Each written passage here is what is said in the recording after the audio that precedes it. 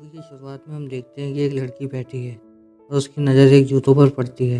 वह उन्हें लेने की कोशिश करती है। तभी वहाँ कोई और लड़की आकर उन्हें उठा लेती है और उन्हें पहनकर वहाँ से चली जाती है।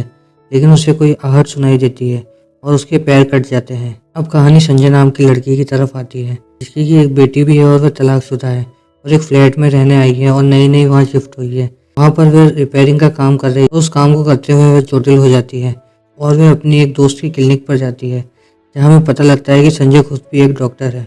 और फिर घर आते समय उसे वही जूते दिखते हैं जो कि बहुत ही सुंदर थे।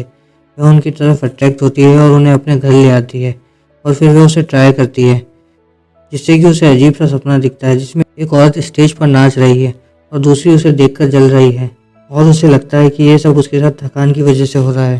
तभी उसकी बेटी वहाँ आती है और उसे भी वह जूते बहुत पसंद आते हैं। अब संजय अपने क्लिनिक जाती है जहाँ काम चल रहा होता है। वहाँ एक मेहनती लड़का काम कर रहा होता है और उसको थैंक यू बोलने के लिए उसे अपने घर पर डिनर के लिए इनवाइट करती है। वहीं उसकी बेटी उन जूतों को पहनकर देखती है, लेकिन वह जूते काफ़ी बड़े थे, फिर भी वे उसे फिट हो जाते हैं और उससे उसकी बेटी को भी अजीब अजीब सपने दिखने लगते हैं। अब डिनर के समय उसकी बेटी उससे गुस्से में कहती है कि आप मेरे पिता के साथ क्यों नहीं रहती, और संजय उसे अंदर भेजकर उस लड़के को बताती है कि उसका डिवोर्स हो गया है। अब वह लड़का भी उन जूतों को देखकर उनकी तरफ अट्रैक्ट होने लगता है। अब कहानी आगे बढ़ती है जहाँ संजय को नींद में भी अजीब अजीब सपने परेशान कर रहे होते हैं, जैसे एक विवाहित जोड़े का दिखना और उसकी बेटी की छत से कूद रही है और वह उसे रोकती है तो उसके पैर कट जाते हैं। अब संजय समझ चुकी थी कि वह जूते पर श्रापित है और अपनी बेटी को उनसे दूर रहने को कहती है। और अब उसकी डॉक्टर दोस्त उसके घर आती है। उसे भी वह जूते बहुत पसंद आती है और वह उन जूतों को चुराकर वहाँ से पहनते हुए निकलती है। लेकिन रास्ते में ही कोई उसके पीछे आकर उसकी दोनों आंखें निकाल लेता है और उसको कांच पर धक्का देता है, जिससे वह मर जाती है और उसके दोनों पैर भी कट जाते हैं। अब संजय को पुलिस इन्वेस्टिगेशन के लिए बुलाती है, जहाँ वह देखती है कि शहर में ऐसे और भी मर्डर्स हुए थे।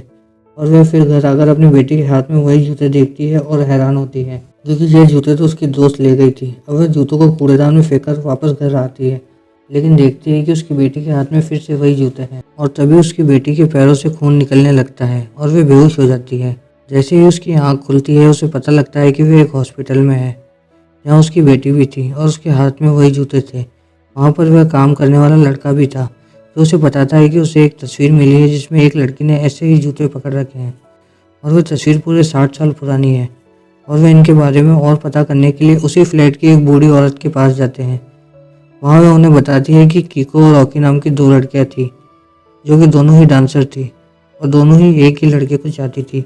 लेकिन वह लड़का सिर्फ कीको को चाहता था और उसे ये जूते उसी लड़के ने गिफ्ट किए थे। रॉकी इस वजह से कीको से काफ़ी जलती थी और वह उस लड़के को अपने जाल में फंसा लेती है और वह दोनों मिलकर कीको को मार देते हैं। कीको की आत्मा उनसे शादी में बदला लेती है और उस लड़के और रॉकी को मार देती है और वह जूते कीको के ही थे जिसे वह फिर से ले गई थी। अब कहानी प्रेजेंट में आती है।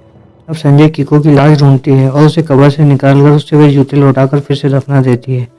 और अब वह उस साइट पर काम करने वाले लड़के को पसंद करने लगी है और उससे मिलने जाती है और वह लड़का उसे नहीं मिलता है और कहता है कि तुम्हारी बेटी ने मुझे सब सच बता दिया है कि तुमने अपने पति का कत्ल किया है। और वह गुस्से में वहाँ से जाकर अपनी बेटी को मारने की कोशिश करती है, लेकिन रुक जाती है और उसे ऐसा लगता है कि यह सब उससे कोई और करवा रहा है। और वहाँ वह जूते फिर से उसकी बेटी के हाथ में आ जाते हैं और वहाँ कीको की आत्मा भी आ जाती है और वह संजय को बताती है कि उसने किसी को नहीं मारा और शहर में जितने भी मर्डर हुए वो सारे संजय ने ही किए हैं, क्योंकि उसके अंदर ओकी की आत्मा है और वह पिछले जन्म में ओकी ही थी। और ये मूवी यहीं ख़त्म हो जाती है।